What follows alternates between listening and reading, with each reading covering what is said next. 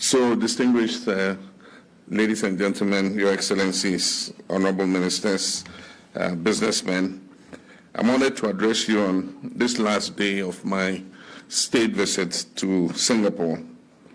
Singapore is a beacon of excellence in transforming strategic infrastructure into national competitiveness.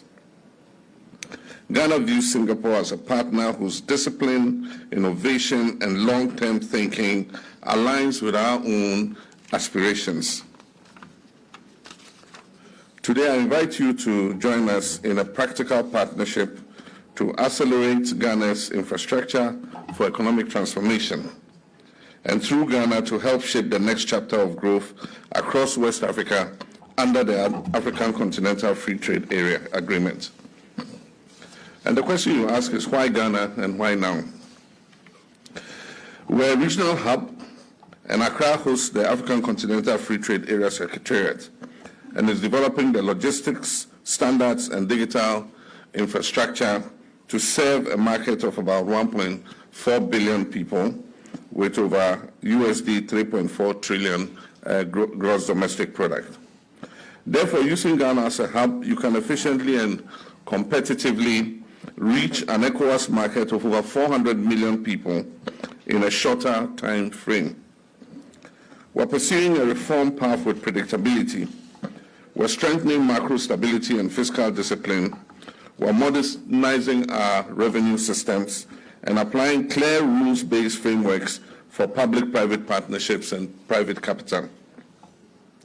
We've amended our public procurement law and streamlined approvals under the Ghana Investment Promotion Center Act to provide fast and transparent pathways for investment.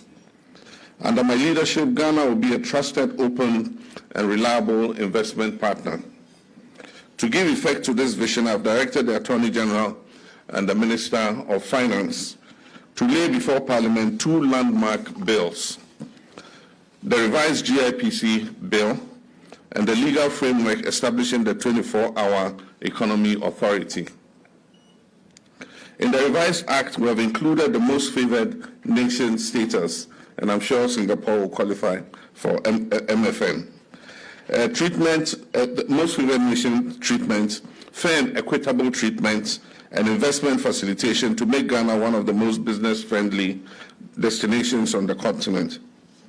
These reforms are not just legal instruments, they are a statement of our commitment to building a dynamic, inclusive, and globally competitive economy. Ghana is a pro-enterprise state under my administration, and we're simplifying permits, we're digitizing our customs, we're de-risking bankable projects through viability gap funding, government support, and mega-backed guarantees, while ensuring the repatriation of profits and foreign exchange convertibility. Ghana boasts a young and skilled workforce.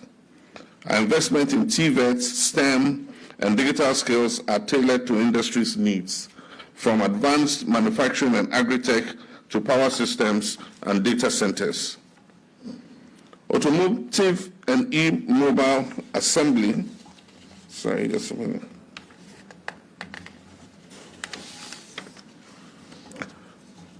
Our proposition to you today is clear.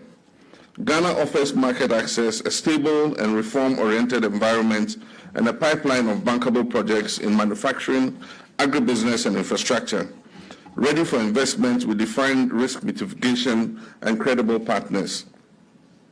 So what are the priority sectors and the bankable opportunities? The first is under manufacturing and industrial platforms. We have the Greater Accra Industrial Platform expansion, utilities and last-mile infrastructure to scale export-focused industrial parks at Tema and the Dawa industrial area. The second is opportunity for a utilities services concession to build, own, operate warehousing and anchor manufacturing, pharma, packaging, and consumer goods. Incentives include benefits from free zones and accelerated capital allowances. The third is Ghana Pharma and Medical Supplies Initiative. There is a sterile fill finish and generics manufacturing cluster in Tema, which is co-located with cold chain logistics and supported by the Food and Drug Authority's strengthened regulatory framework. The fourth is the automotive and e-mobility assembly, expansion of local assembly and components, manufacturing for buses, light commercial vehicles with a green mobility focus. Opportunities for smart fleet management, charging infrastructure and fare systems, integration, leveraging Singaporean mobility tech expertise. The next is under agribusiness and value addition. We have the Northern Ghana Irrigated Agro-Industrial Zone, which is a nucleus outgrower PPP across 20,000 hectares of land for rice, maize, and soya production, powered by solar pumping and precision irrigation. Components include on-farm infrastructure, storage and milling with a guaranteed offtake, blended finance available through Ghana Infrastructure Investment Fund, Afro-Exim Bank, with a build climate smart practice. The second is cashew and tree crops processing clusters, expansion of cashew share and cocoa value addition in Bono and Ashanti regions, deshelling butter, liquor, and other specialty products. Strategic partnerships with established traders and processors combined with access to AFCTFA rules of origin open up opportunities to tap into regional demand. The third is perishable cold chains and cargo hubs in Tamale, Kumasi, Accra, temperature-controlled logistics packhouses and perishable cargo village linked to airport upgrades, an ideal play for Singaporean logistics operators and Changi-linked expertise. Then under core infrastructure and enablers, we have the Accra Urban Mobility, BRT and e-bus PPPs, which is about a $150 to $180 million investment. Dedicated corridors, 200 e-buses, depots, and smart ticketing. Performance-based PPPs with availability payments and carbon credits upside. The second is power distribution efficiency and smart metering, a resource-based concession to cut technical and commercial losses of our state's utility, electricity utility. Roll out advanced metering infrastructure and strengthen feeders, backed by a tariff adjustment mechanism and partial risk guarantees. The next is renewable energy plus storage, 200 megawatt solar with battery storage in the northern part of the country to stabilize the grid and serve industrial loads. Bankable IPP structure with GIF, co-investment and standard PPAs. The next is the Takoradi Port expansion and inland logistics, dry bulk and container enhancements, plus inland container depots and rail-linked logistics. There's scope for PSA-style ports, inland integration to reduce time and cost of transporting goods across the ECOWAS corridor. The fifth is prospects for partnership in shipbuilding and dry docking services at the Tema shipyard. And I was intrigued when she mentioned that she was in Ghana in 2013 to 2015 working on exactly this project. Well, the project is up and available again for partnership. The sixth is the Kotoka Cargo Village, PPP, which is a modern cargo terminal with farmer-grade cold chains and e-freight systems to position Accra as West Africa's preferred air cargo gateway. It includes a partnership to establish a new national airline. The seventh is Tier 3 and 4 data center near Accra, a 15 to 20 megawatt carrier neutral facility to anchor cloud, fintech, and enterprise demand opportunities for KEPAL data centers, SDT-type partners with renewable PPAs and heat management efficiencies. The eighth is urban and wastewater PPPs, modular energy-efficient plants for Accra and other secondary cities, with viability gap funding and improving operation and maintenance performance standards. The ninth is development of a modern multi-use international convention center with hotel facilities as part of Ghana's new meeting incentives, conference exhibitions, MICE, and accelerated creative arts agenda. And then in mining, value can be added to critical minerals such as gold, lithium, manganese, and bauxite. And this includes the establishment of an integrated bauxite and aluminium industry in Ghana. Now, with financing, de-risking, and policy assurances, we're offering a predictable PPP framework, including competitive tenders or direct negotiations where justified, transparent approvals, standardized contracts, and step-in rights.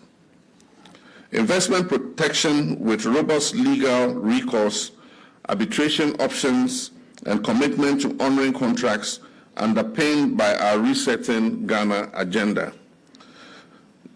Additional guarantees against expropriation are contained in our laws. There are no restrictions on capital and profit repatriation in Ghana.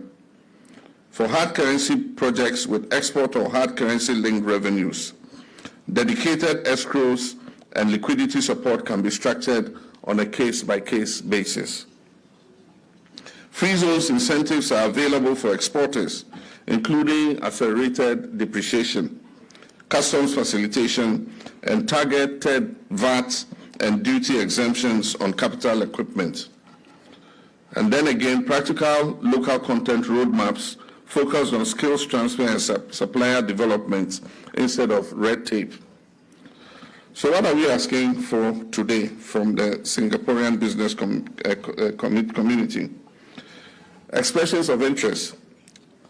You can submit your expressions of interest for the project pipelines we're presenting to our teams who have set up a deal room with a secure virtual data room.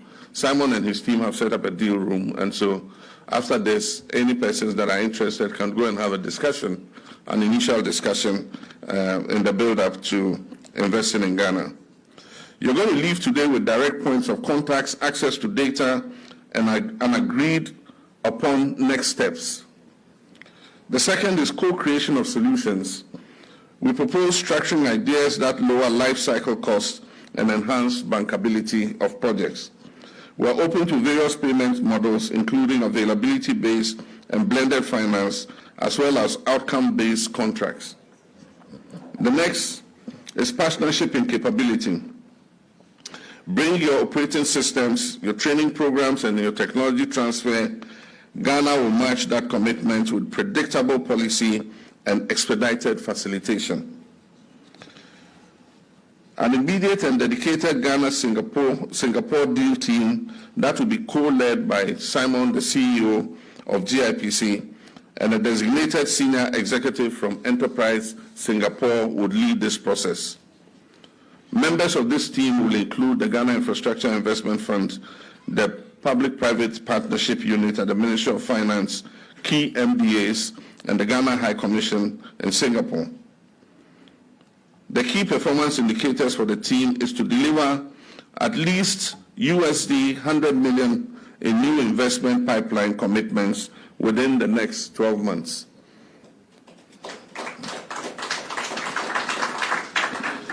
And coming from my meeting with Olam have already committed $200 million over the next 4 years.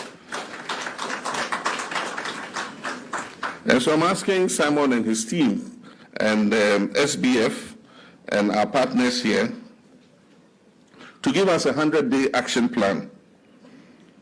Within 14 days, the GIPC, its implementing agencies will share project data packs, draft term sheets, and available de-risking instruments for shortlisted investors who will enter the deal room.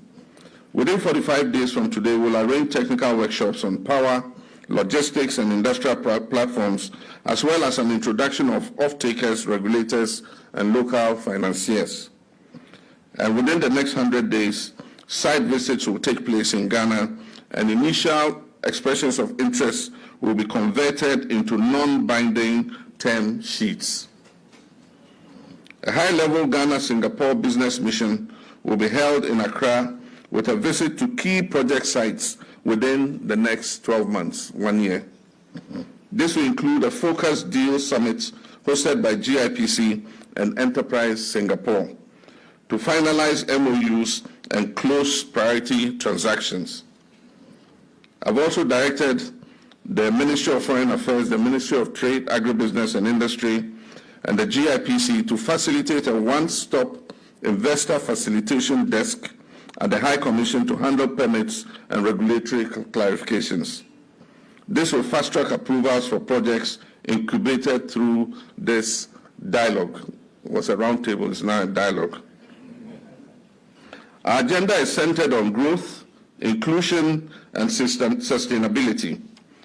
Each industrial platform and infrastructure project is designed with local content development and technical training to create jobs, especially for young people and women. We're aligning with a just energy transition, expanding renewables and efficiency while ensuring reliable base load power for industry. Urban mobility, water and waste treatment solutions will be low carbon and resilient.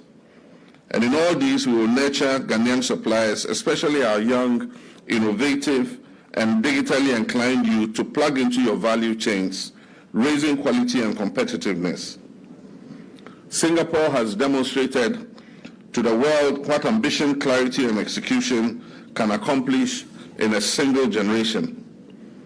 Ghana stands at a similar point of inflection, and we're determined to convert infrastructure into productivity, logistics into market share, and investment into jobs and shared prosperity. Accelerating Ghana's infrastructure is not only possible, it is bankable, it is investable, and it is urgent. I therefore invite you to co-create this chapter with us.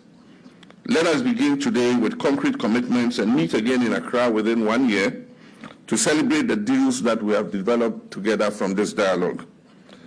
And so I thank you very much for attending, and God bless Ghana-Singapore relations.